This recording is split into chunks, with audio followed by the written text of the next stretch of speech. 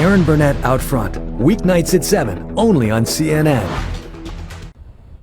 At this remote desert testing ground, experts from New Mexico Tech replicate and explode bombs used by terrorists. On this day, there's a sense of urgency. After Boston, what are you worried about? Could this be the future of domestic terrorism? Well, you're always worried about copycats. Are more and more people going to be using this? This is a pressure cooker bomb, similar to the bombs in Boston, and we're about to set it off. Eric, going to do the countdown? In the wrong hands, we already know how deadly this bomb can be, and we're not taking any chances. For safety reasons, we've had to retreat to this mountaintop here. We are now over a quarter of a mile away from where we left that pressure cooker. But that's still not far enough to avoid flying shrapnel. So we're watching from inside a bunker. 5, 4, 3, 2, 1. Wow. That white smoke looks just like what we saw in Boston. Yep. I could feel it all the way up here. Oh, yeah. That shockwave will travel all the way. But down below is the real shock. At this point, we're looking for fragments. One bomb turned into thousands of weapons, scattered more than 100 yards. This was part of the pressure cooker, now mangled and razor sharp. No wonder so many people got hurt. Instead of nails, we filled the pot with nuts from a hardware store. Shot out like bullets, they pierced plywood. Some even melted from the heat. Look at the back of it.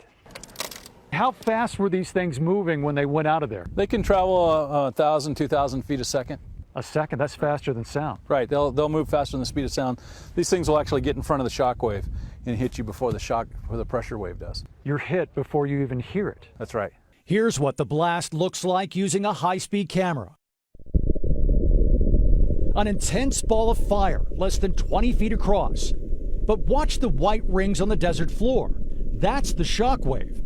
Engineers studying this blast say there's a lesson in here for first responders. Let's say I'm a first responder. What do I need to be aware of when I come up on a scene like this? Well, there's a lot of shrapnel around. It's very hot. It's very sharp.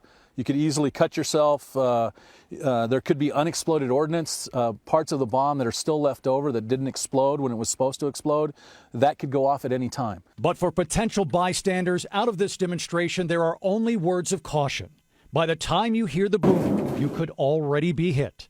Awareness of your surroundings could be the only defense.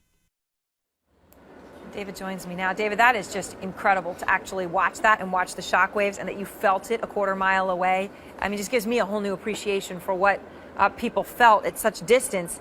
You're talking about, how easy it is for people to make these bombs, in a pressure cooker. What surprised you the most about what you saw?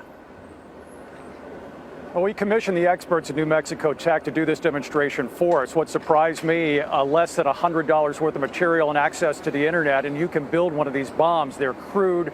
They are very difficult to police. But what we're seeing, based on the test that we had there, was how fast the material flies out once that gunpowder or whatever explosive material is being used actually blows up. You heard him say that material was flying out at faster than the speed of sound. So you could literally be hit and hurt before you even hear the bomb go off.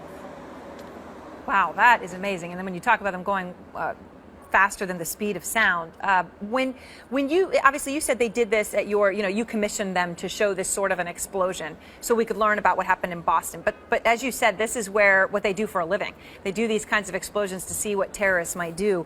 What do they say about the kinds of explosives and bombs they're most worried about?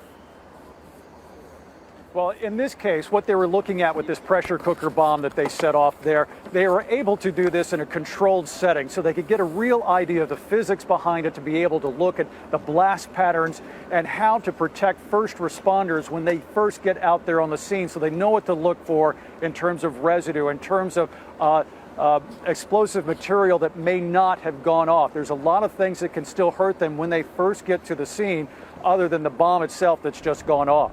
And they're going to be taking this information to Washington with them. In fact, some of them are in Washington right now, working with some government agencies, including Homeland Security.